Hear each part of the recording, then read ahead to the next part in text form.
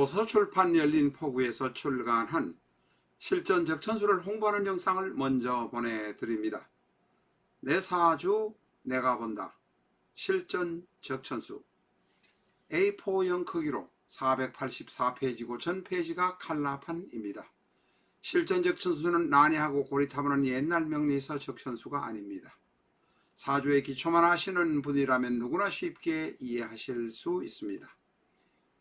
실전 적천수 한 권으로 유튜브에 등장하는 수많은 사주 동영상의 해설 수준을 평가하실 수 있습니다. 교보문고 인터넷 서점에서 구입하시기 바랍니다. 미국이나 캐나다에 계시는 분이라면 아마존에서 SILJEON을 엔터하시고 실전 적천수를 만나시기 바랍니다. 도서출판 열린 포구.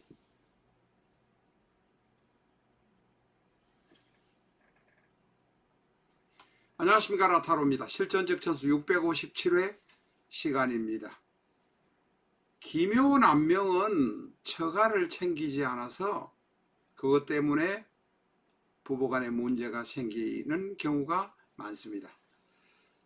처가를 챙기지 않아서 아내와 다투게 되는데 먼저 친구나 형제를 먼저 챙깁니다. 처가를 챙기지 않는 이유는 나중에 식상이 절태 태에 들어서 그렇다는 말씀은 나중에 드리겠습니다만, 형제 친구를 먼저 챙기는 데는 나름대로의 이유가 있습니다. 그냥 말씀드리기보다는 표를 보시는 게 좋을 것 같아서 가지고 왔습니다. 기묘는 묘라는 관성이 대단히 강합니다.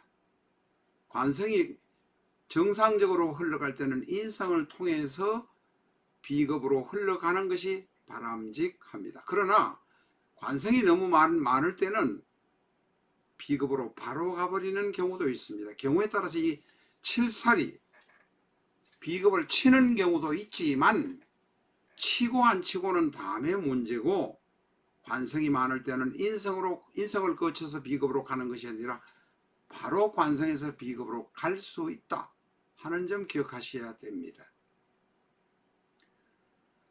남명은, 기묘가 남명이라면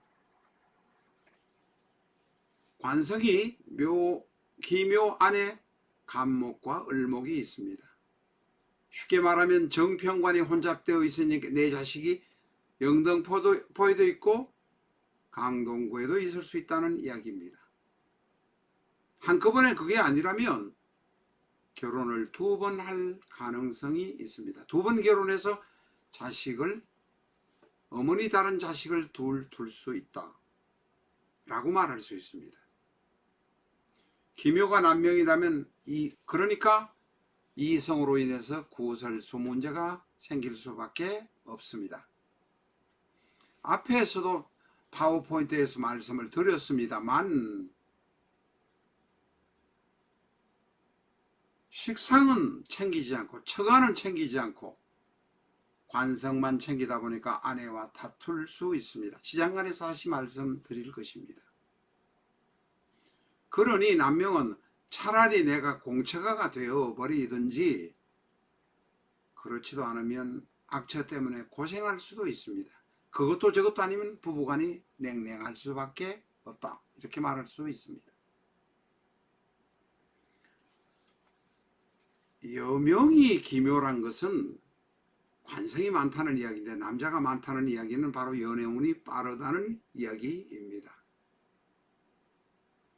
원래 기묘는 만운하는 것이 바람직하다라고 이야기하지만 현실적으로 남자가 예쁘장한 기묘를 그냥 놔두지 않고 계속 건드리면서 다가오면 기묘는 관성이 좋아서, 묘라는 관성도 있지만 지장간에는 가벌이라는 특성도 있기 때문에, 물론 그것은 하나입니다만은 묘라는 것은 강하다는 의미이고 지장간에 있는 것도 하나로 뭉쳐져 있지만 관성이 강한 것만은 틀림이 없습니다.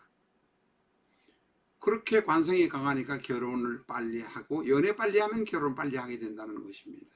그런데 결혼을 하면 남편에게 잡혀서 꼼짝을 못합니다. 관성이 너무 강하기 때문에 꼼짝을 못하는 것입니다. 살다가 보니까 처음에는 남편밖에 몰랐지만 드디어 집 밖에서 이성을 의식하기 시작합니다. 다른 남자들이, 집 밖의 남자들이 볼 때는 김효여명은 대단히 성적인 매력이 있는 것으로 생각합니다.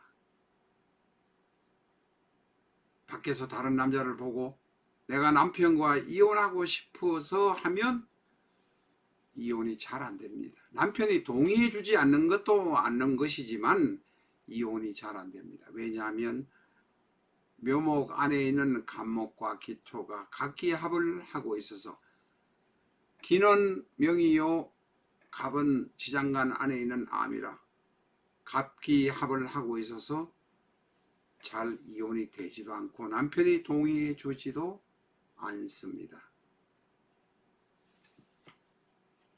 김효는 그래서 힘들고 어렵게 되는 것입니다. 지장간 안에 정관과 편관이 같이 있으니, 다시 말해서 정편이 섞여서 혼란스럽게 있으니까 실질적으로 남편이 둘이 되는 것입니다. 아니면 이혼을 하고 새로 남편을 구하든지 어쨌든 최소한 2명의 남편이 있는 것이 바로 기묘, 여명입니다. 그러니 기묘 여성은 결혼하기 전에 액땜 다 하고 연애도 다 하고 모든 피흉을 하고 난 다음에, 흉을 피하고 난 다음에 결혼하는 것이 바람직하다라고 말하고 있습니다. 그러나 현실에서는 그렇게 하지 못하고 일찍 결혼해서 결국은 피흉하지 못하고 남편과 싸우게 되고 다투게 됩니다. 상황이 그렇게 되면 여명에게는 삼각관계도 생길 수 있습니다. 양다리가 되고, 결혼 전에도 결혼 뒤에도 양다리가 될 수 있습니다. 결혼 전에 양다리가 아니면 결혼 후에 양다리가 될 수 있다는 것입니다. 기묘 여명은 결혼을 만약 두 번을 한다면 두 번째 남은 연하남이 될 가능성이 있습니다. 왜냐하면 기토와 간목이 만나기 때문에. 기토 여명은 나이가 많고 간목은 남자는 나이가 적게 될 가능성이 85%입니다. 왜냐하면 첫 결혼할 때 기토의 남편은 묘목이기도 하지만 지장간 안에 들어있는 을목입니다. 천간의 묘는 천간의 을은 지지의 묘와 같은 것으로 취급한다. 같이 본다. 음의 관성과 천간의 음의 관성과 지지의 음의 관성은 같은 것으로 동일하게 취급한다 라는 것을 이해하시면 첫 남편은 을목이 되고 둘째 남편은 간목이 됩니다. 그렇게 되면 두 번째 결혼하는 남편은 나보다 나이 적은 남자를 택할 수가 있습니다. 쉽게 말하면 나이 한참 어린 신랑을 두 번째 결혼할 때는 구할 수 있다는 것입니다. 결혼하기 전에 그런 액땜을 다 했다면 제대로 늦게 만원해서 결혼할 때는 연하의 남편을 둘 수 있습니다. 각기 합이기 때문에 재혼 성공적으로 결혼 생활을 할 수 있다, 이렇게 말할 수 있습니다. 여기다가 파워포인트 오른쪽에 기묘가 있습니다만 기묘에 다시 관성운이 오면 만약에 여명이 기혼자라면 바람이 납니다. 미혼인 경우에는 배우자가 들어오는데 나이 적은 배우자가 들어올 가능성이 많다. 두 번째 남편은 나이 적은 남편이 될 가능성이 아주 많고, 결혼을 하지 않았더라도 나이 적은 남성이 배우자감으로 들어올 수 있다, 이렇게 말할 수 있습니다. 남명이 자기 형제만 챙긴다고 해서 아내와 싸운다고 했지만 여명도 마찬가지입니다. 여명도 친정 형제 비견 급제를 챙기느라고 남편과 다툽니다. 여명은 기묘는 평관이라 악부를 만나도 평관이 악부가 될 가능성이 대단히 많습니다. 깔짝깔짝거리고 남을 대단히 힘들게 할 가능성이 많지만 쉽게 이혼하지 못합니다. 왜냐하면 앞에서도 말씀드린 대로 갑기합이 되어 있기 때문에 그렇습니다. 만약에 이혼한다면 두 번째 이혼이 더 결혼이 성공적일 수도 있고 연하의 남자가 될 수도 있습니다. 노래에도 연하의 남자란 노래가 있지 않습니까? 요사이 유명한 H모 배우란 사람도 연하의 남자를 데리고 사는 것 같습니다.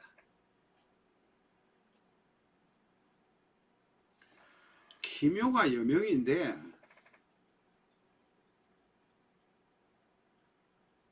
유금이 와서 묘유충이 발생되면 자식의 문제가 생깁니다. 왜냐하면 유금은 여명한테는 유금이 식상 자식이기 때문에 그렇습니다. 여명에게 묘유충의 문제가 생기면 자식을 잘 건사하도록 하시는 것이 바람직합니다. 여명이 결혼을 늦게 하는 것이 바람직하고 조건이 이것저것 따지다 보면 연하남만을 따지지는 마시기 바랍니다. 곡히 연하남을 따진다면 돌싱도 괜찮다. 돌싱인 남자도 괜찮다. 또 혹은 연하가 아니라 나이 많은 남자도 내가 만혼할 때는 맞을 수 있다 라고 말할 수도 있습니다. 오늘은 남명과 여명 서로의 배우자 이성에 관한 이야기를 해보았습니다. 다음 시간에는 지장간에 관해서 깊이 공부하도록 하겠습니다. 감사합니다.